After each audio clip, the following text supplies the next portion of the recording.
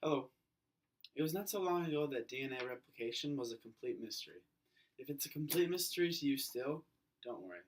When I was a freshman, I didn't completely understand DNA replication either. Basically, all you need to know for this presentation is that DNA replication is the production of two replicas from a single parent strand, and that it is the basis for biological inheritance. Get to my slide. Although it is common knowledge to biologists today, there are three differing hypotheses in the 1950s: the conservative, the semi-conservative, and the dispersive models. The scientists who proposed these hypotheses, however, did not have evidence to back them up. All of them were just merely speculation. Um, so the conservative model, as you can see, is basically a parent helix that somehow will remain entirely intact after replication, and that the one daughter strand is just made of completely new synthesized, um, is just a new strand, while the other one is the same as the parent. The dispersive model shows that the strand is copied in short segments and that there's no unwinding, as you can see.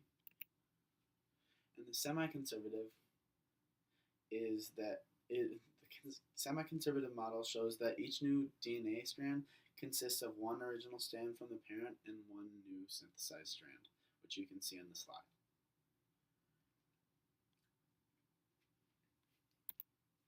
And here's what they all look like if you need any.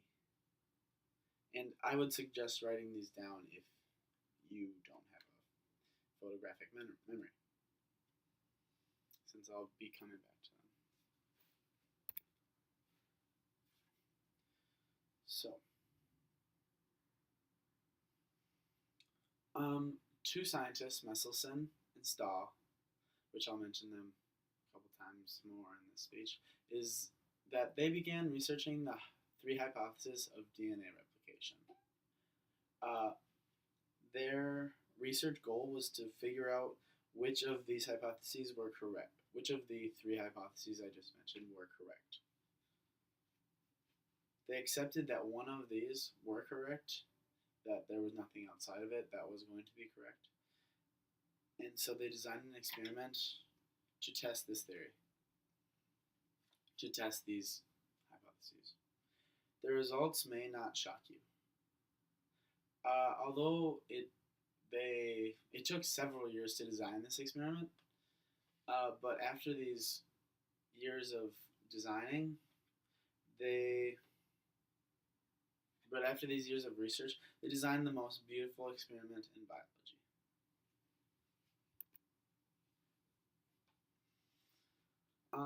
In 1952, two scientists discovered that DNA is the genetic material in cells, and shortly after this, Watson and Crick discovered that replication must occur in DNA.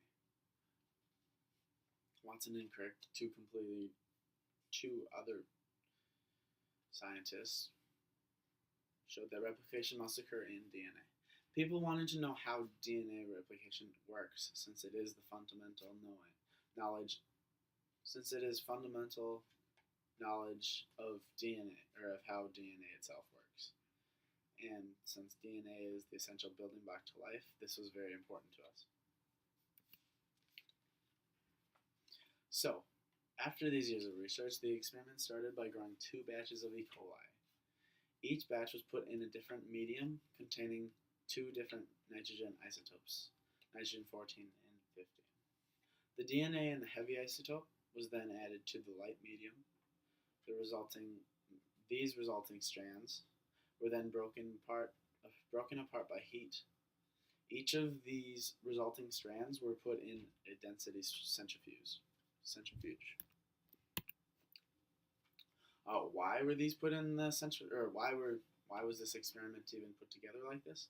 Well, the E. coli were added to different nitrogen isotopes because nitrogen is a major constituent of DNA, which means that it makes up the majority of, or it'll make up much of the mass of the DNA, and so the nitrogen 14 will produce a lighter DNA than the nitrogen 15.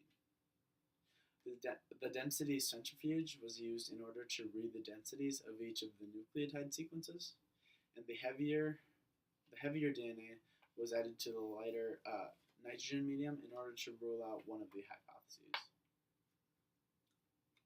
The resulting strand was then heated to break apart in order to decide which of these last two hypotheses were correct.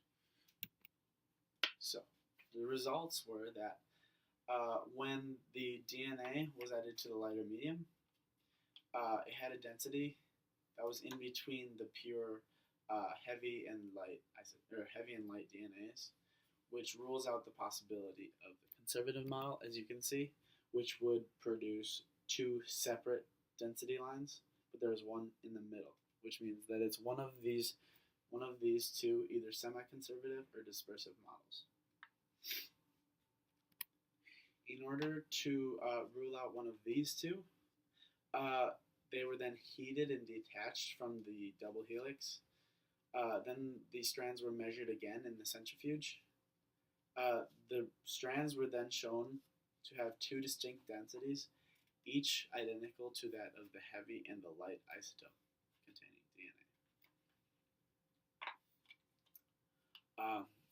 As you can see, this rules out the dispersive replication model, since in this model there would only be one single strand because every strand has little short segments of each.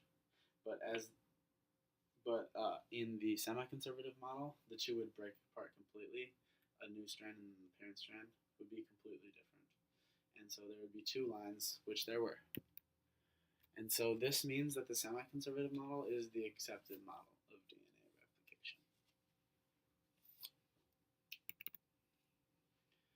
Since there were only 3 accepted hypotheses for the process of DNA replication, ruling them out one by one seemed to be the most proficient way of discovering the truth.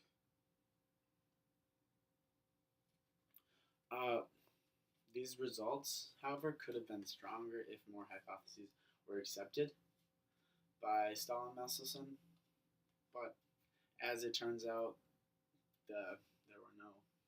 this has been proven correct so far.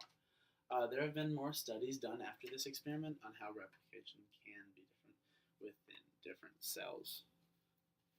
So further experimenting is still occurring on DNA replication. They hypothesized that one of these hypotheses were correct, and their experiment was designed to directly towards that of ruling out one model one by one. The results showed that the heavy DNA added to the light isotope shows one density, and these unbound strands then show two densities. This tells us that the semi-conservative model is the most correct of these models, and that has yet to be. This tells us that the conservative model is the model most correct out of these.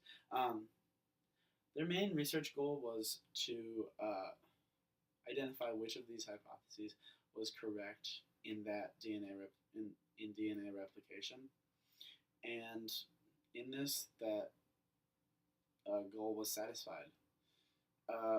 There are a few arguments against this hypothesis, and no evidence to deny otherwise.